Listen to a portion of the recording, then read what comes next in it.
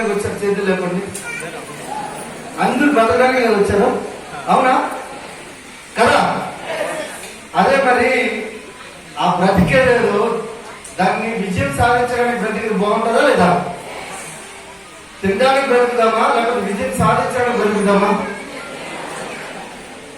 ఇప్పుడు ఎలుకుంది 24 గంటలు కష్టపడుతుంది. అడవికి ఎప్పుడు రాజు అయిందా? 4 గంటల సమయం కష్టపడుతుంది, మనకు అడవికి రాజు అయింది. సో ఎందుకు అనుకునంటే అక్కడ ఎక్కడ ఫోకస్ చేయాలో అక్కడ చేస్తుంది. అది ఎలుక ఏడపడతాడు తిరుగుతూ ఉంటారు. ఇక్కడ కూడా చాలా మంది ఇష్టపోతుంటారు, ఊరికే తిరుగుతుంటారు. ఏం చేసినట్టు ఏదో చేసినామని చెప్తారు, ఏమి చేయరు. తప్పుగా అనుకోకండి. అంటే ఎలుక లెక్క ఉంటారా సింహం లెక్క ఉంటారా మీరు ఆలోచించుకోండి. అర్థమవుతుందా? ఎందుకు అనుకున్నారంటే మీకు పని ఎక్కడైనా చేసామనుకోండి, నాకు ఎక్కడైనా టెస్ట్ పెట్టాను, పని టైం వేస్ట్ చేయడం అనేది ఒక ఎగ్జామ్ పెట్టాం అందరికి. అట్లా కనుక పెట్టి ఒకవేళ పురుషోత్తం దాసంలో కూర్చుంటే అందులో ఫెయిల్ అయితే నేను టైం వేస్ట్ చేయడం నాకు రాదు.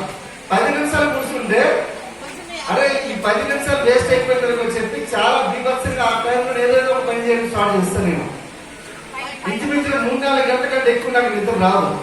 చాలా మంది అనుకుంటారు ఏం సార్ అనుకున్నారంటే నేను రోజు మళ్ళీ 2 గంటలు లేదా మినిమం గంట సేపు ఎక్సర్సైజ్ చేస్తా, నా అయినా కూడా నాకు నిద్ర రాదు. అలాగని చెప్పి ఎవరి గురించి చెడుగా ఆలోచించాను. మళ్ళీ పని పని పని పని పని మీదే. ఎందుకు అనుకున్నట్టు ఈ భూమి మీద నిద్రపోకుండా చచ్చిపోయిన ఎవరు లేరు. చచ్చిపోయిన వాళ్ళు ఉన్నారా? ఈ భూమి మీద నిద్రపోకుండా చచ్చిపోయిన వాళ్ళు ఎవరు ఉన్నారా? లేరు కదా. మరి ఎందుకు నిద్రపోవడం అంటే సైంటిస్టులు చెప్పారు సార్, లేదంటే మాకు చిన్నప్పుడు తల్లిదండ్రులు నేర్పించారు సార్ అనుకున్నట్టు నేర్చుకోండి.